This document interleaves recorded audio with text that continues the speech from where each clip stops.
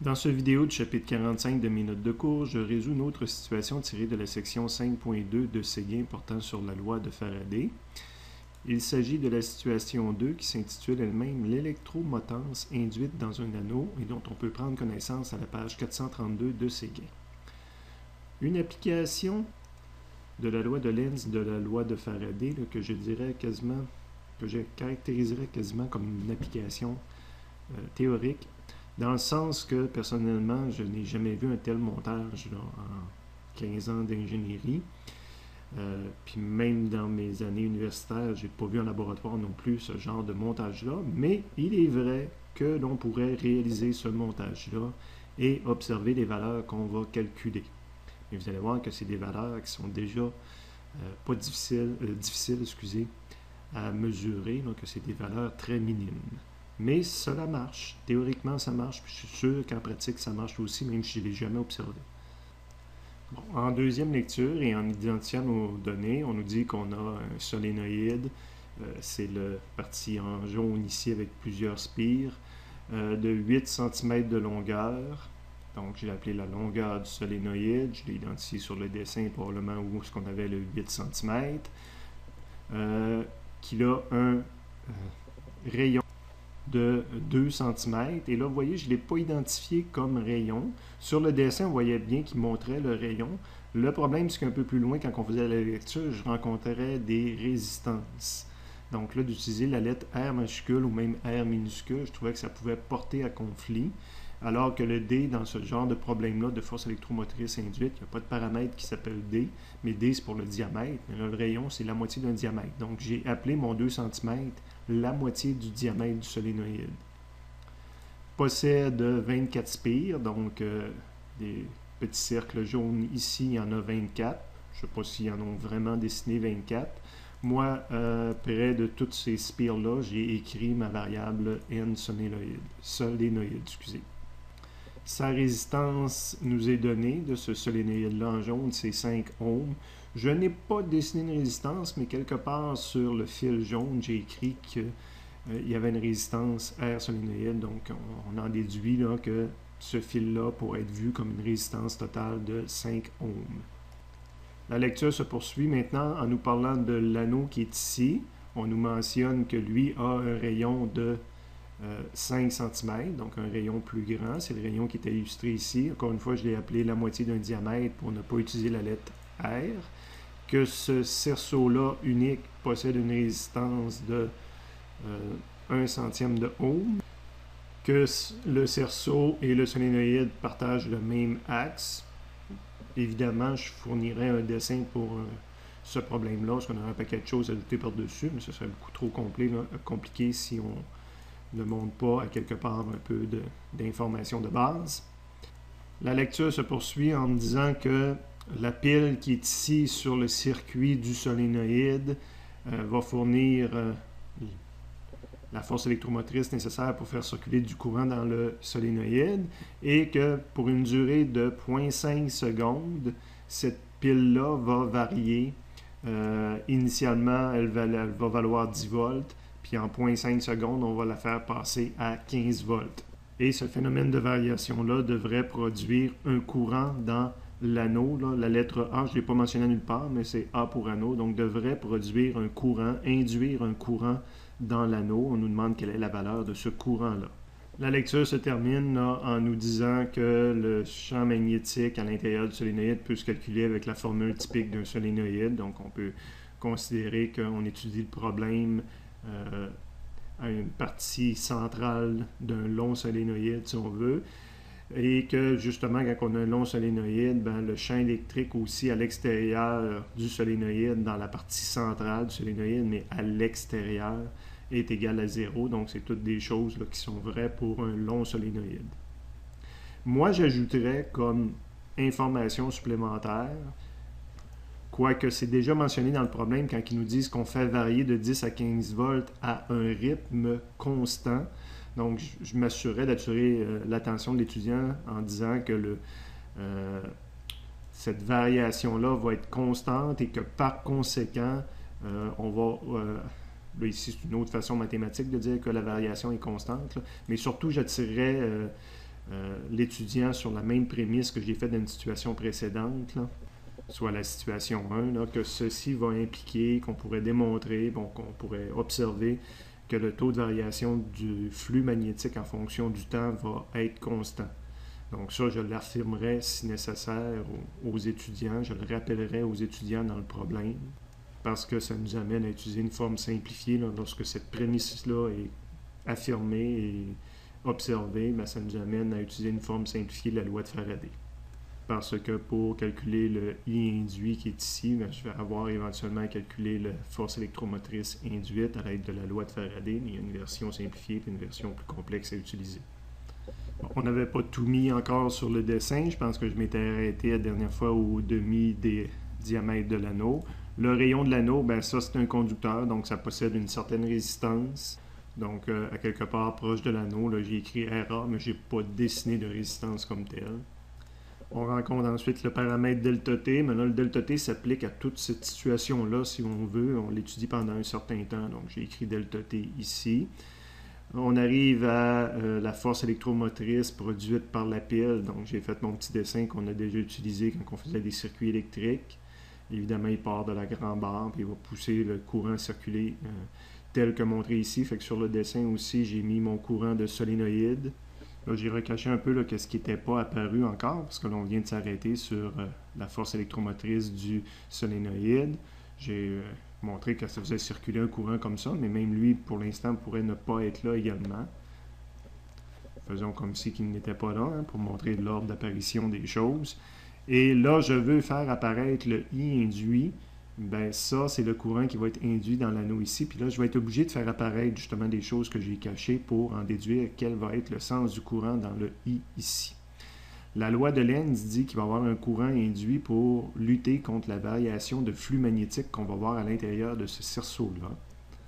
La première observation, le champ magnétique qu'il va y avoir à l'intérieur du cerceau, du grand cercle en gris ici, ça va être le champ magnétique qui est créé par le solénoïde en jaune.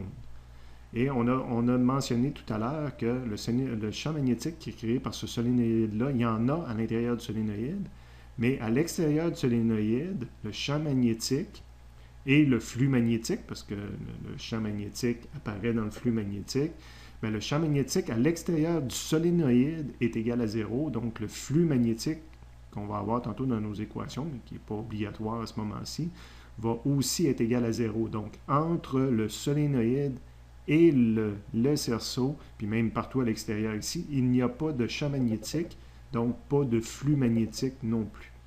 À l'intérieur du solénoïde, il y a du champ magnétique, puis ça se trouve être à l'intérieur du cerceau aussi. Donc, ce champ magnétique-là va influer sur le cerceau. Donc, c'est pour ça que j'aurais besoin de connaître le sens du champ magnétique qui est à l'intérieur du solénoïde, puis connaître aussi sa variation qui va être liée à la variation de force électromotrice. Si je veux connaître le champ magnétique à l'intérieur d'un solénoïde, mais je dois connaître le courant qui circule dans un solénoïde. C'est pour ça que, compte tenu de la force électromotrice qui est fournie par la pile, le courant dans le solénoïde va circuler comme ça. Et là, pour trouver le sens du champ magnétique, bien, on doit utiliser une règle de main droite en disant que mon point fermé représente le sens du courant dans le solénoïde, et j'aurai mon pouce qui pointe dans cette direction-là, montré ici par la flèche ici. Puis ça serait le B de mon solénoïde. Donc, B sol, c'est créé par le I solénoïde qui est ici. Mais j'ai besoin de la variation de flux. Évidemment, dans le flux, il y a A, l'air, puis il y a B, le champ magnétique. A ne change pas dans ce problème-là. Il n'y a aucune variation physique des objets.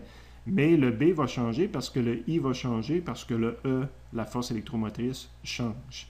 Et la force électromotrice augmente. Je passe de 10 à 15. Donc, le I augmente et le B va augmenter. On n'a pas la formule encore, mais c'est logique que plus que de courant, plus que je génère de champ magnétique. Donc, ce B-là va être en augmentation.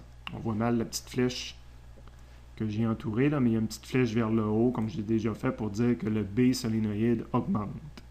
Si le B solénoïde augmente, ça veut dire que le B à l'intérieur de l'anneau en gris augmente également, parce que c'est ce B-là qui est à l'intérieur de l'anneau. La physique n'aime pas le changement, elle voit une augmentation de B ici, le champ magnétique à l'intérieur d'elle-même. Bien, il va y avoir un courant qui va s'induire pour lutter contre cette augmentation-là, de façon à générer le B induit qui est illustré ici, là, qui viendrait d'apparaître, j'ai oublié de le cacher, puis qui n'est pas à cet endroit-là, dans le fond, il est ici, là, mais ça a commencé à mettre beaucoup de choses sur mon dessin. À un moment donné, j'ai manqué de place, mais il reste que j'aurais un B induit dans ce, on va le mettre là pour l'analyse, un B induit dans ce sens-là à cet endroit-là.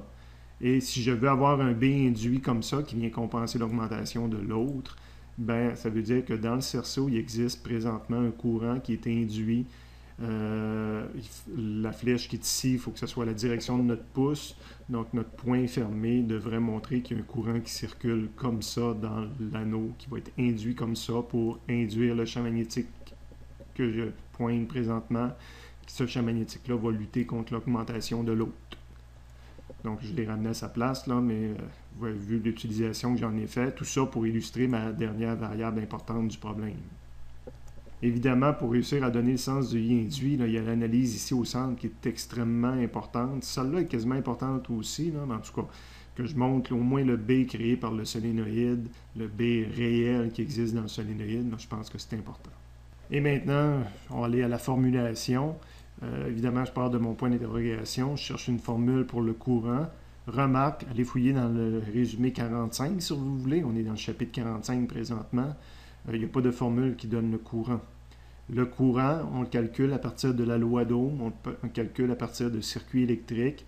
Donc, je retourne en arrière pour dire que je vais utiliser la loi d'Ohm, que le voltage aux bornes d'une résistance est égal à la résistance fois le courant. Je cherche le I induit, donc c'est le R du cerceau, c'est un courant qui circule sur le cerceau. Ça va être le delta V qui va être sur ce cerceau-là. Bien, le delta V qui est sur ce cerceau-là, la force électromotrice qui produit ce courant-là, ce n'est pas quelque chose de physique fourni, ce n'est pas moi qui viens mettre une pile, une source pour le faire circuler, c'est quelque chose qui est induit, c'est une force électromotrice induite. Évidemment, qui est dans le même sens que le I pour mettre en mouvement les charges. Donc, c'est la force électromotrice induite sur l'anneau. Et oups, en faisant ça, bien, je me trouve à venir justifier pourquoi on est dans le chapitre 45, là, puis qu'on va utiliser la loi de Faraday très bientôt. Bon, je commence par appliquer ma loi d'Ohm à ma situation. Le delta V, c'est la force électromotrice induite que je viens de vous le montrer sur le dessin. Puis là, c'est important de la montrer puisque je la calcule. Le R, c'est la résistance de l'anneau qui est une donnée connue, donnée dans le problème. Et le I, c'est mon I induit, c'est la variable que je cherche. Donc, présentement, j'ai utilisé une formule de physique et j'ai deux inconnus dedans. Mais j'ai fait apparaître la deuxième inconnue pour laquelle on a une loi de Faraday. Et je vais prendre la loi de Faraday simplifiée liée au fait que j'affirme que c'est une variation constante de flux magnétique. C'est plus qu'une affirmation, c'est une observation de la réalité. Donc, je vais prendre la version où j'utilise des variations au lieu de la dérivée. Je vous rappelle que j'évite à tout prix, j'arrive quasiment à faire 95% de tous mes cours de physique là, sans jamais utiliser de calcul différentiel et intégral. Donc ici, je vais faire des calculs de variation à la place. Je l'applique à mon problème, donc le 1 induit A que je cherche est égal à la variation de flux magnétique, donc la variation de flux magnétique qu'il y a à l'intérieur de tout ce cerceau-là, divisé par le delta T donné dans le problème. Vous allez voir dans un instant que cette variation de flux magnétique-là qu'il y a sur tout le cerceau, bien, dans le fond, ça va être la variation de flux magnétique qu'il y a dans le solénoïde, à l'intérieur du solénoïde, parce qu'à l'extérieur du solénoïde, il n'y en a même pas. Ni de champ magnétique, ni de flux magnétique. Donc, c'est pour ça que j'ai appelé variation de flux magnétique dans le solénoïde. Évidemment, c'était la variation de flux magnétique dans l'anneau, mais elle correspond à ce qui varie dans le solénoïde. Toujours dans le cadre de cette petite parenthèse-là, c'est vrai que j'aurais dû prendre la variation de flux magnétique qu'il y a dans l'anneau, mais dans l'anneau, ça aurait été la variation qu'il y a à l'intérieur du solénoïde, plus la variation qu'il y a à l'extérieur du solénoïde, et il y a une loi de physique, ça fait plusieurs fois que je le mentionne dans ce problème-là, qui dit qu'à l'extérieur du solénoïde, ça va être 0. Donc, il me reste juste la variation qu'il y a à l'intérieur du solénoïde. Puis là, étant donné qu'il y en a juste une, ben, j'ai laissé tomber le INT, puis je l'ai appelé variation magnétique du solénoïde. Donc là, ici, il y avait quand même un peu d'analyse de la situation physique là, pour écrire directement ça. Il y a quelques compréhensions de physique là, de cachées en arrière de ça. Évidemment, là, j'ai une variation, donc je vais utiliser la formule de variation. Dire que je vais prendre la variation finale moins initiale. Dans ce cas-ci, ça veut dire que mon delta phi m solénoïde va être égal à phi m solénoïde final, puis variation de flux magnétique dans le solénoïde initial. La variation de flux magnétique, on a une formule. Fait que ça, c'est dans le chapitre 45, la formule qui est en jaune ici. Puis dans le chapitre 45 également, on a une formule simplifiée pour calculer le champ magnétique. Le signe plus ou moins est lié, est-ce que le B puis l'air? L'air, c'est l'air sur le solénoïde, là, parce que là, j'étudie le flux magnétique créé par le solénoïde. Donc l'air qui est considéré, c'est l'air du solénoïde. Lorsque je le mets sous aspect vectoriel, ce B-là, ce que j'essaie d'attraper présentement, puis qui va être analysé dans le fond sur la surface au centre ici, mais juste pour la partie correspondant au solénoïde, le A ici, est-ce que je traverse cette surface-là en entrant dans la surface, en sortant de la surface, ça ne changera rien au problème à part mettre un signe. Si ça n'a pas d'importance, moi je le mets dans le même sens, ce qui va me générer là, une valeur qui est positive en termes de signe ici dans l'équation. Donc tant que je n'ai pas de surface fermée, que c'est important de savoir si je rentre ou si je sors à travers la surface, moi j'ajuste l'aspect vectoriel du A pour que ça donne un signe positif. Le B perpendiculaire, c'est le B du solénoïde, hein, le B qui est ici puis qui est perpendiculaire à la surface que je traverse au centre, c'est le B du solénoïde, puis le A, c'est le A du solénoïde. Donc là, je n'avais pas fait la comptabilisation exacte des équations. Ici, j'avais une équation, deux inconnues, ça je pense qu'on l'avait fait. J'ai rajouté une deuxième équation, mais j'ai rajouté ma variation, donc c'est ma troisième inconnue.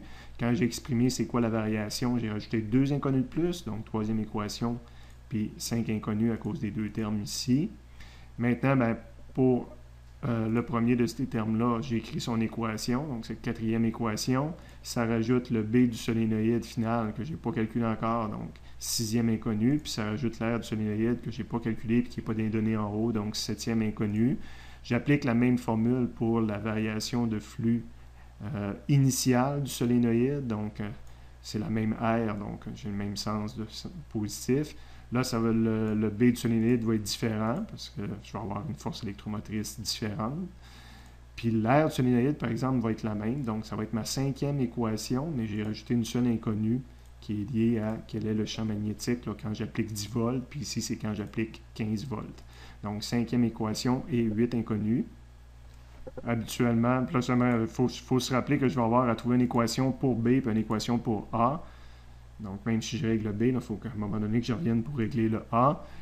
Je commence par régler le B parce qu'habituellement, je règle dans l'ordre ce que je rencontre. Donc, le B d'un solénoïde, chapitre précédent, on avait vu comment calculer le B à l'intérieur d'un solénoïde. Donc, ça, il y a une formule tirée du chapitre 44, résumé du chapitre 44, donc le courant électrique puis le champ magnétique généré par des courants. Donc là, c'est un courant qui circule d'un solénoïde à la deuxième page du chapitre 44. À un moment donné, à la toute fin, on arrive au solénoïde, donc le champ magnétique créé par un solénoïde. C'est la formule que j'ai rapportée ici, que j'essaie d'utiliser dans mon problème. Donc le B solénoïde final, ça va être le mu0, c'est une constante, fois le n, j'ai pas petit n dans mes données. C'est pas la même chose que n, ça c'est le nombre de spires, puis petit n, c'est le nombre de spires par mètre. Donc il ne m'est pas donné, je peux pas l'écrire pour l'instant. Et ça, c'est le courant qui circule dans le solénoïde. Donc, ici, là, c'est le I solénoïde. Donc, je viens d'écrire une sixième équation, puis j'ai rajouté deux autres choses à calculer. Donc, sixième équation et 10 inconnus. Beau problème de physique, mais si on y va par étapes, il est tout à fait résolvable. J'applique la même formule pour calculer l'autre B du solénoïde, mais initialement. Initialement, évidemment, c'est la même constante. Ça va être le même petit n. Mais là, ici, j'avais le courant lié au moment où j'ai 15 volts, puis ici, ça va être le courant lorsque j'applique 10 volts. Donc, c'est ma septième équation que j'écris, mais j'ai rajouté une 11e inconnue. Donc, ça va se poursuivre à la prochaine page. Il ne faut pas oublier que je n'ai pas réglé le A, qu'il va falloir que je revienne sur le A à un moment donné. Mais là, j'ai deux autres choses à régler pour dire que j'ai des valeurs ici. Il faut que je trouve une valeur pour N et une valeur pour I. Donc, page suivante. Première chose que j'ai fait, également dans le chapitre 44, je peux aller vous le montrer, parce que c'est un paramètre qui est lié au solénoïde, donc dans la même partie du solénoïde à la fin du chapitre 44, donc le n, petit n d'un solénoïde, c'est grand N du solénoïde divisé par L du solénoïde, que j'étais en train d'écrire ici dans mon problème. Retranscrit, que j'applique à mon problème. Donc, N solénoïde, ben là, le grand N, on peut aller voir dans les données, il était fourni. C'était le 24 spire. Puis le petit, la longueur du solénoïde était fournie. C'était le 8 cm. Donc ça, j'obtiens un chiffre pour ça. Page précédente, j'ai réglé le N et maintenant, il faut régler le I. Calculer du I, ben, je l'ai mentionné précédemment, il n'y a pas de formule 45, 44, etc. C'est de la loi d'Ohm, c'est du chapitre 30 quelque chose. Là, c'est le chapitre 3 de Séguin. Donc, il faut appliquer la loi de Ohm lorsque je cherche un courant. Sauf exception, c'est quand on me fournit du champ magnétique, puis on dit trouver le courant qui a produit ce champ magnétique-là. Mais là, c'était pas ça, c'est qu'on me fournit une pile, puis on me fournit une résistance, puis j'ai besoin de connaître le courant. Donc, il faut arriver à pointer et dire, oups, c'est la loi d'Ohm qui nous permet de calculer le courant à cet endroit-là. Le delta V, ben, c'est le E de la pile. Évidemment, on avait une fois 10 volts et une fois 15 volts, donc je vais pouvoir écrire deux équations. J'ai besoin de beaucoup d'équations. Ici, c'était ma 8e que j'écrivais, puis ça n'augmentait pas le nombre d'inconnus, mais il m'en manque encore. Donc, cette loi d'Ohm-là, je peux l'appliquer pour le 10 volts puis le 15 volts. Donc là, je suis en train de l'appliquer en situation finale. C'est le même R, puis il est donné dans les deux cas. Puis ça va me donner le I du solénoïde final, que je devrais utiliser exactement le même symbole que j'avais à la page précédente, là, le I solénoïde final ici, pour pas que j'écrive que c'est une variable de plus. Donc ça, c'est ma 9e équation, mais je suis resté à 11 inconnus, parce que ce paramètre-là apparaît déjà dans une équation en vert précédemment. Et comme mentionné tout à l'heure, je peux faire la même formule, la même loi d'Ohm pour 10 volts maintenant. Ici, évidemment, ça va être la force électromotrice initiale du solénoïde. Le R, c'est le même. Et là, cette fois-ci, ben, je calcule le I dans le solénoïde, mais en condition initiale. Donc, il faut que je l'appelle comme je l'ai appelé à la page précédente pour ne pas comptabiliser d'équations supplémentaires. Donc, je suis à 10 et 11. Oups, qu'est-ce qui me manque? Ben, c'est le A qu'on a laissé en suspens à la page précédente. Là, on n'a toujours pas calculé l'aire du solénoïde, mais ça, c'est tout simplement de la géométrie. Donc, c'est l'aire d'un cercle, A est égal à pi r carré, que j'applique pour calculer l'aire du solénoïde. Donc, il faut que je prenne le rayon du solénoïde, donc des chiffres partout. C'est la 11e équation que j'utilise à 11 inconnus. Extrêmement gros problème de physique. Beaucoup de choses à calculer, même si je le fais à l'envers, même si j'ai le génie de bien des profs de physique. Et que je dis, ben, je vais commencer en calculant l'aire d'un solénoïde. Ben, tous les autres calculs, à un moment donné, je vais les faire, même s'ils sont cachés. J'ai appliqué tous les autres concepts qui ont été mentionnés dans ce long développement-là. C'est sûr, moi-même, quand je vais le pitonner dans la calculatrice, je vais avoir tendance à le pitonner à l'envers, à commencer par les calculs faciles de la fin, si on veut. Fait que si on regarderait la calculatrice, va me fournir 11 réponses. Parce que j'avais 11 paramètres, 11 équations. J'ai utilisé ma boîte pour 6, puis après ça, j'en ai rajouté 5 autres manuellement, mais on voit qu'elle me retourne les 11 paramètres. Et comme mentionné, ben, j'ai commencé dans un premier temps juste par pitonner la première équation, pour vérifier que j'arrivais à une réponse qui avait de l'allure. Puis après ça, à l'envers, je remontais tranquillement pour calculer différentes choses. De retour à mon problème, là, c'est tous les paramètres qui m'ont été retournés ici. Évidemment, éventuellement, ma réponse que je cherche. Donc, c'est un gros problème, mais si on y va étape par étape, il est résolvable. C'est sûr que le soumettre pour que l'étudiant me le fasse de A à Z, ça prendrait déjà 1 heure du 2 heures d'examen. C'est un beau problème à mettre en chercher l'erreur ou question de compréhension au travers, des choses comme ça. Ou en modification, dire qu'est-ce qui arrive si je modifie tel paramètre à tout ce problème-là. En vous fournissant déjà ma solution, mais justement en vous disant, ben, si je double le courant ou la force électromotrice de la pile, quel impact que ça a sur toute la